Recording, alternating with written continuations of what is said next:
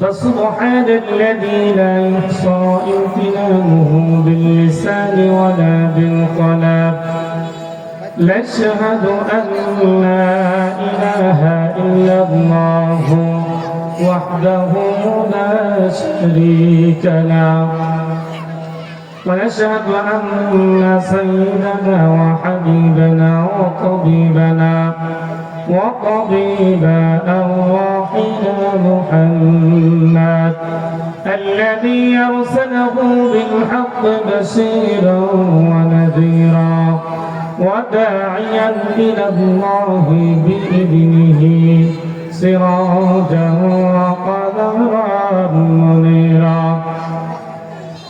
أما بعد فقد قال الله تعالى في كلام المجيد وفي فرقان الحميد: أعوذ بالله من الشيطان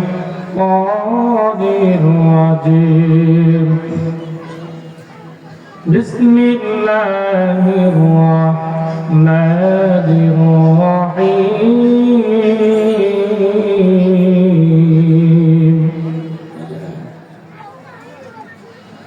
وقالوا الحمد لله الذي صدقنا وعده وأورثنا الأرض.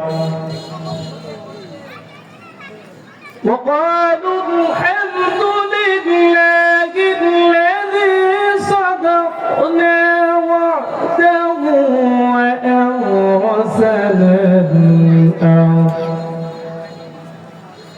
وأورثنا الأرض نتبوأ من الجنة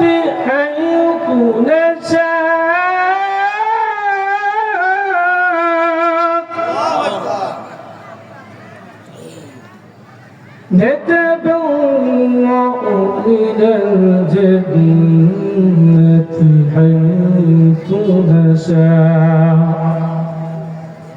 فنعم أجر العاملين.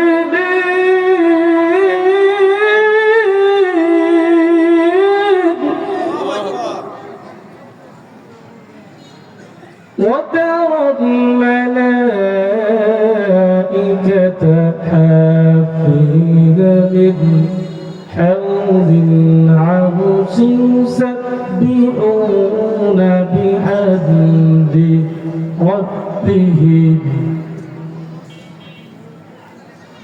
وترى الملائكة حافين من حول العرش يسبحون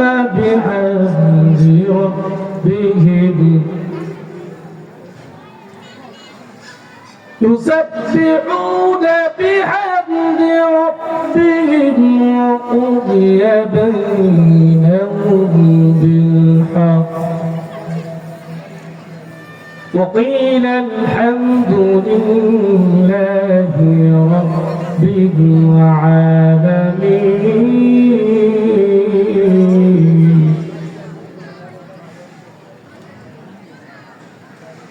وقال رسول الله صلى الله عليه وسلم: من بنى لله مسجدا بنى الله له بيتا في الجنة.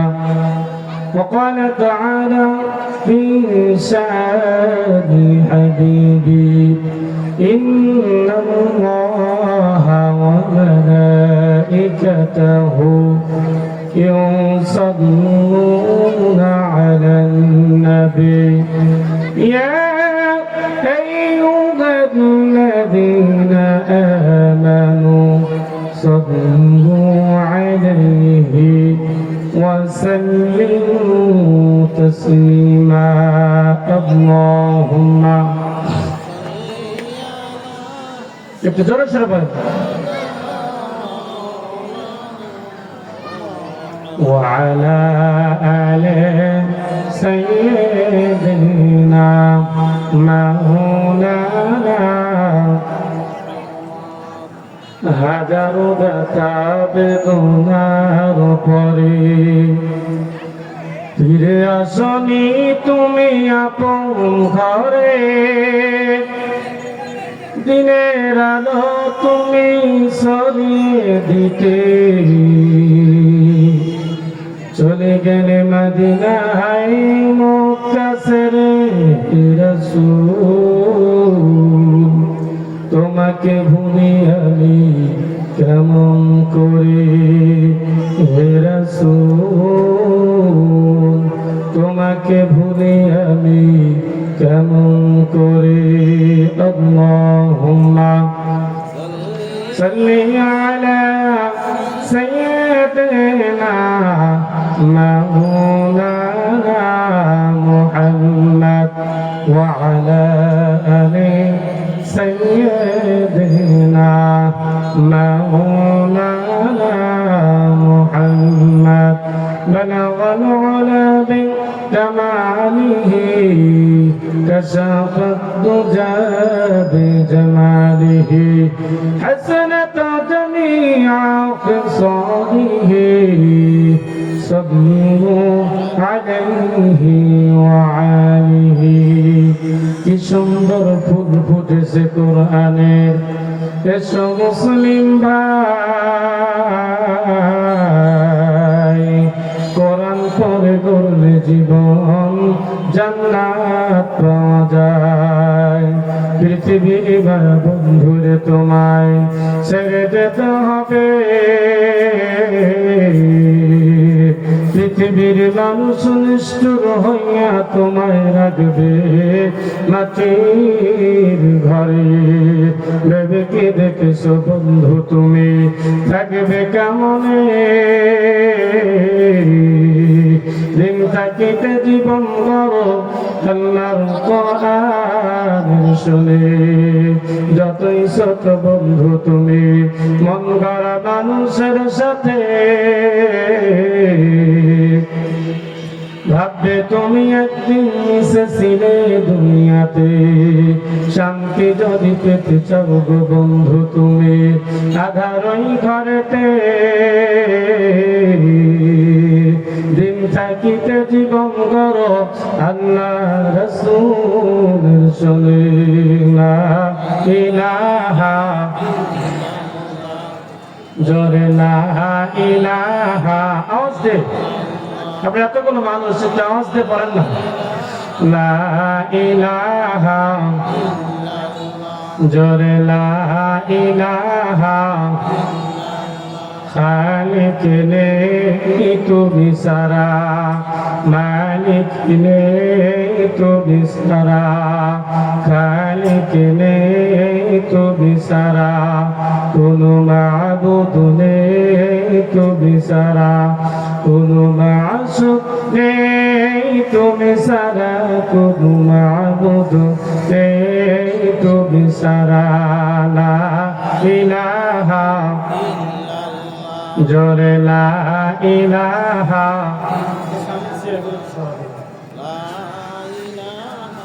লা ইলাহা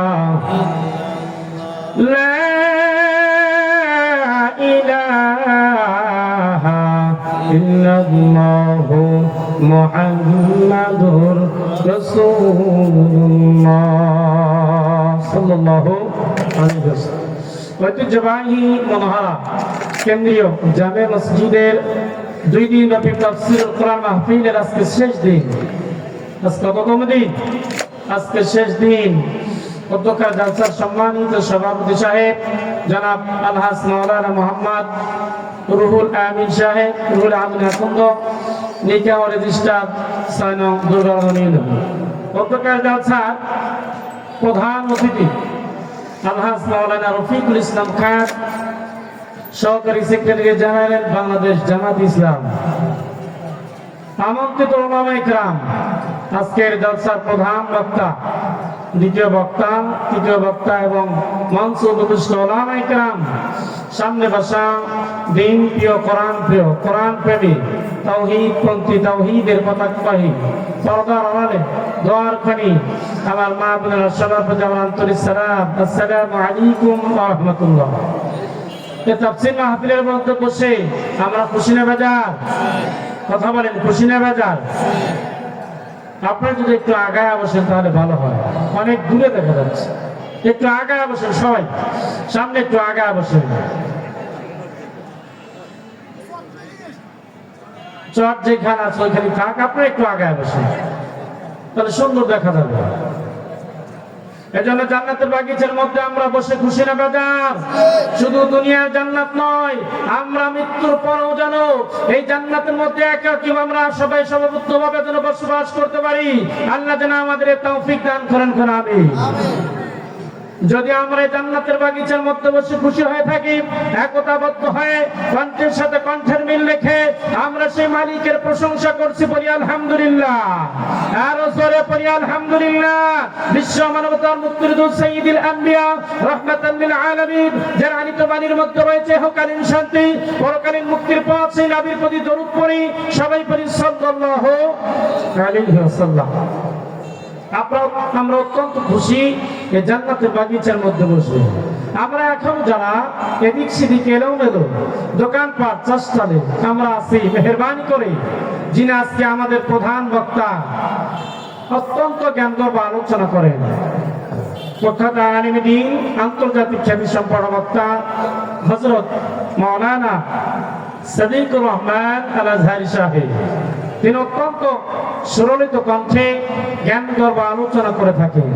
এজন্য আমি করজোড়ে অনুরোধ করে আপনাদের বলব, আপনারা যদি সমস্ত কাজগুলো রেখে অল্প সময়ের জন্য মেহেরবানি করে আমরা এই জান্নাতের বাগিচার মধ্যে এসে বসে যাব, তাহলে অত্যন্ত ভালো হয়। শুধু দুনিয়া নয়, আখিরাতেও আল্লাহ ভালো করে দিবেন। সুবহানাল্লাহ। আল্লাহ রাব্বুল আলামিন কোরআন আয়াত নাযিল করে জানিয়ে দেন, দুইটা কারণে মানুষ জাহান্নামে যাবে। কয়টা কারণে?